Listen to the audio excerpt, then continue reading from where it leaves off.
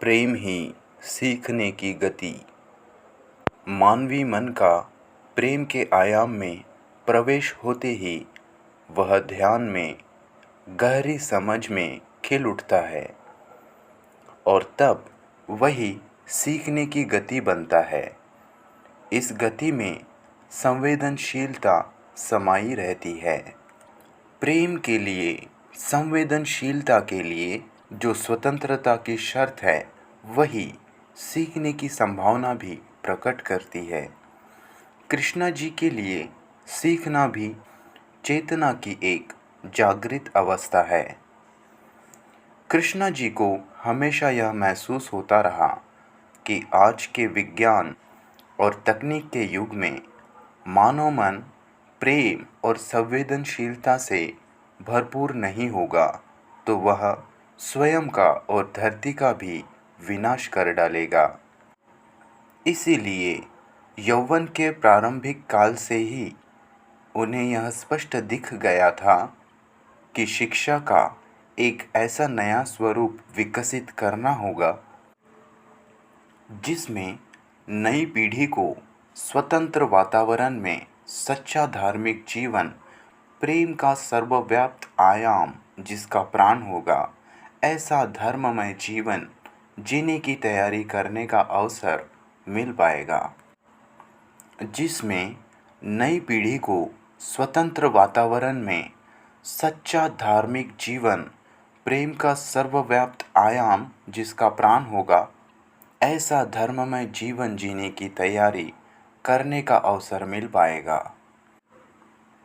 इस दृष्टि से उन्होंने भारत के दक्षिण में त्रिशी वैली का, उत्तर में राजघाट वाराणसी का, अमेरिका में ओहाय और इंग्लैंड में ब्रॉकवुड पार्क और अन्य शिक्षा संस्थाओं का निर्माण कराने की प्रेरणा दी।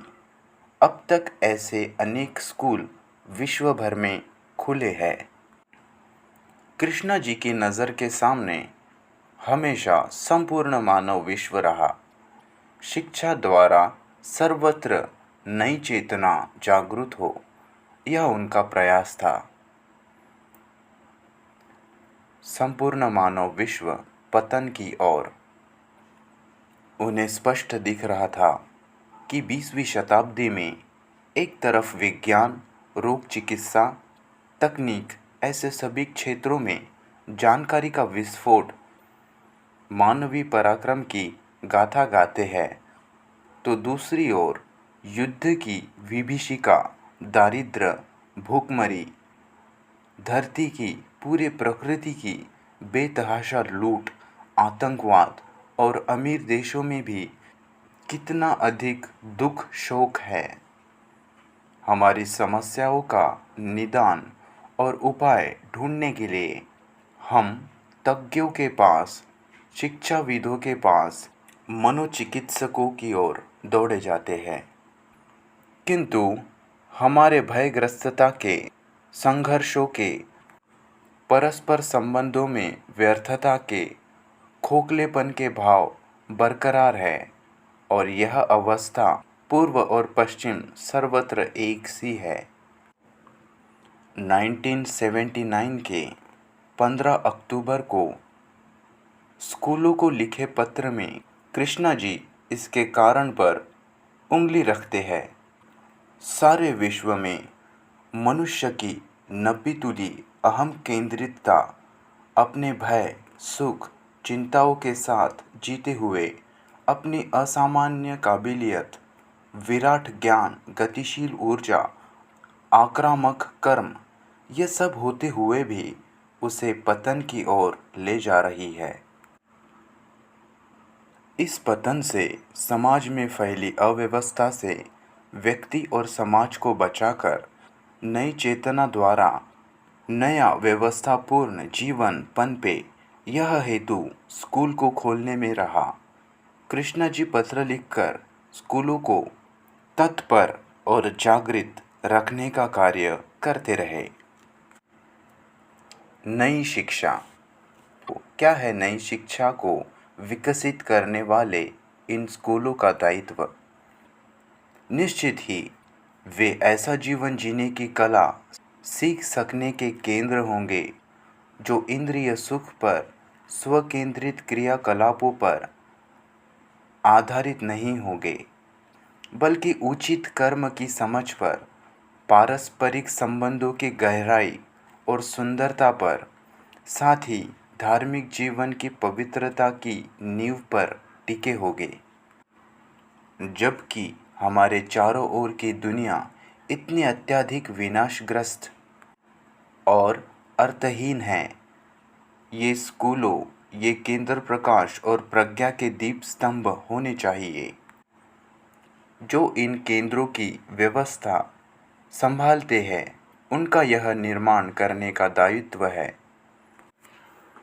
कृष्णा जी आगे कहते हैं, यह बात इतनी तात्कालिक महत्व की है कि इससे छुटकारा पाने को कोई बहाना ढूंढना व्यर्थ है। या तो ये शिक्षा के केंद्र चट्टान के समान होंगे, जिनकी सब ओर से विनाश की बाढ़ स्वयं बह जाएंगी, या फिर उनकी सड़ी गली धारा के साथ ये केंद्र भी प्रवाहित होंगे। ये केंद्र मानव के सम्यक प्रबोध के लिए उपस्थित है।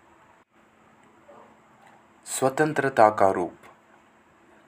कृष्णा जी सुझाते हैं कि वर्तमान समाज के स्थान पर नई मौलिक दृष्टि से परिवर्तित व्यवस्था तभी आएगी जब उन्नत नैतिकता, धार्मिकता आएगी। ये खिलेगी एक रस नई चेतना से और सिंचित होगी प्रेम से, और प्रेम स्वतंत्रता के बिना टिक नहीं सकता। शिक्षा के आहते में स्वातंत्र्य की सुरभि महकती रहेंगी, तो ही स्वस्थ भयमुक्त मानव मन विकसित हो पाएगा। आत्मदीप का प्रकाश ही विधान है। स्पष्ट है कि शिक्षा के क्षेत्र में जो स्वतंत्र होगा, वह उपभोग की खुली छूट देने वाला हो ही नहीं सकता।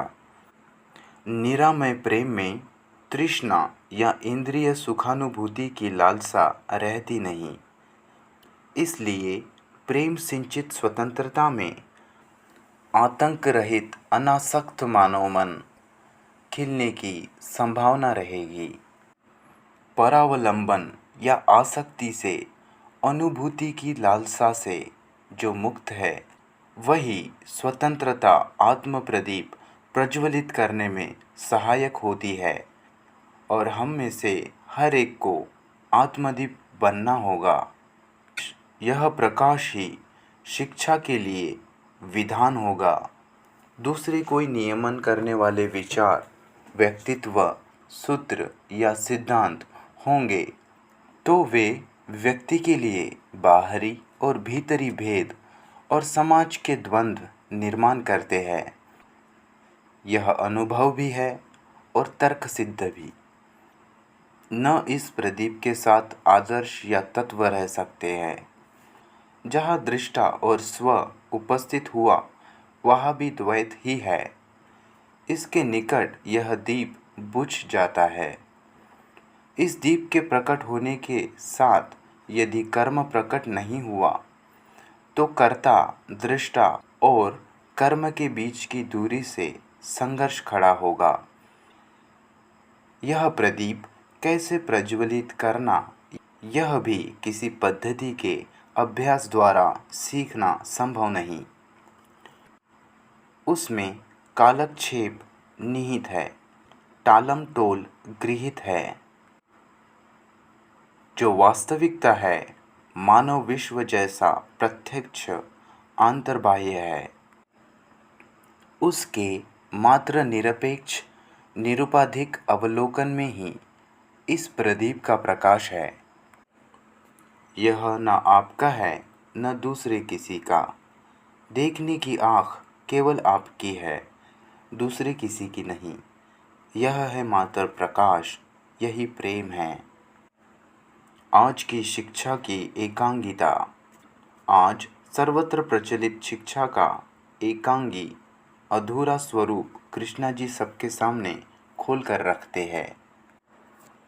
शिक्षा संस्थाओं में जीविका चलाने का विज्ञान तकनीक का महत्व बढ़ा चढ़ाकर है और भूगोल, इतिहास, गणित इत्यादि दूसरे विषय शिक्षालयों से बाहर निकलते ही भूल जाते हैं। मानव विश्व की आज की जो गर्हणीय विकृत अवस्था है, उसी को कायम रखने की शिक्षा वहाँ मिलती है। नए शिक्षण की समग्र दृष्टि। तब नई चेतना जगाने वाली शिक्षा की क्या दृष्टि होगी? जीवन यापन करने के सारे ज्ञान विज्ञान यह भी सिखाए जाएंगे, लेकिन मानव में समाई सारी ऊर्जा अब तक इसी में खर्च होती आई है। मनुष्य का आंतरविश्व, उसका मन समझने के लिए कोई ऊर्जा शेष नहीं रखी गई है और मनुष्य की विशेषता उसकी मानसिक ऊर्जा के परिपूर्ण विकास में या सीखने में है, क्योंकि बुद्धि की पराकाष्ठा करके मानव ने जिस तकनीक का, कंप्यूटर का निर्माण किया, वह आज बुद्धि को चुनौती दे रहा है। मानव बुद्धि की क्षमता कंप्यूटर के सामने हार मान रही है। कंप्यूटर की कार्यकुशलता केवल गणित के क्षेत्र में ही नहीं, चित्र बनाना, कविता करना, इन कला क्षेत्रों में भी वह मानव से आगे है। लेकिन उसे सूर्योदय, सूर्यास्त के सौंदर्य का, प्रेम का कोई स्पर्श नहीं हो सकता। मानव मन की मुक्ति, अबाधित ऊर्जा ही इस सौंदर्य का, करुणा का, स्नेह का द्वार खोल सकती है। यह शिक्षा के क्षेत्र का महत्वपूर्ण आयाम होगा। तभी नई चेतना की जागृति के साथ नया मानव विश्व विकसित हो पाएगा। इसीलिए स्वपरिचय पाकर अंतर्बाह्य संघर्ष का, द्वेष मत्सर विकारों का दुखदायी और शोककारी नटन नृत्य कैसे विराम पाएगा और अंतर्दृष्टि संपन्न समझ को पुष्पित होने का अवसर देकर स्वतंत्र, सहयोगी, शांत, प्रसन्न ऐसे विद्यार्थी और अध्यापक मिलकर नया मानव विश्व कैसे विकसित करेंगे, इसका अनुसंधान अत्युच्च शिक्षा द्वारा किया जाएगा, ऐसी कृष्णा जी की अपेक्षा रही है। उन्होंने स्पष्ट किया कि इसके लिए पहली आवश्यकता होगी स्वस्थ समग्र दृष्टि की। इसे वे होलिस्टिक अप्रोच कहते हैं।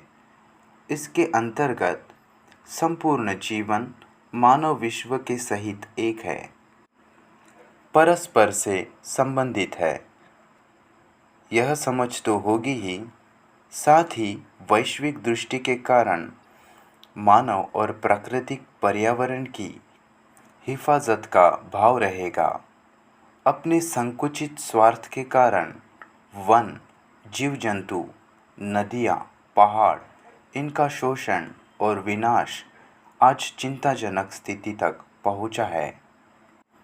इसे रोकने की नई तकनीकी प्रगति की दृष्टि वैश्विक स्तर पर होनी होगी। शिक्षा का क्षेत्र ज्ञान का क्षेत्र है। ज्ञान कितना ही क्यों ना विराट होगा फिर भी सीमित ही, और साथ साथ अज्ञान भी रहेगा। विशेषज्ञों की दुनिया ने आज मानव मन और सामाजिक संबंध खंडित किए हैं। इस खंडों में मन के स्तर पर और समाज में आंतरविरोध पनपते आए हैं। इसलिए इतिहास के वर्ग में राष्ट्र, भाषा, देश, धर्म, इन सब को किनारे लगाकर क्या अध्यापक, मानव सारे एक है? इस समझ को लेकर अध्यापन करेंगे। अन्य सभी विषय भी इस मूलभूत एकता को ग्रहण करके ही सिखाए जाएंगे तो मैं के मर्यादित खंडित विश्व से छात्र मुक्ति पाएगा। समाज, माता पिता, प्रचलित मान्यताएं, इन पर अवलंबन होने से छात्र को संस्कारबद्ध मर्यादित दायरे में आज कैद होना पड़ता है। इनसे मुक्त स्वतंत्र वातावरण में शिक्षा का अवसर बालक को मिलेगा तो वह स्वस्थ पौधे के समान बढ़ेगा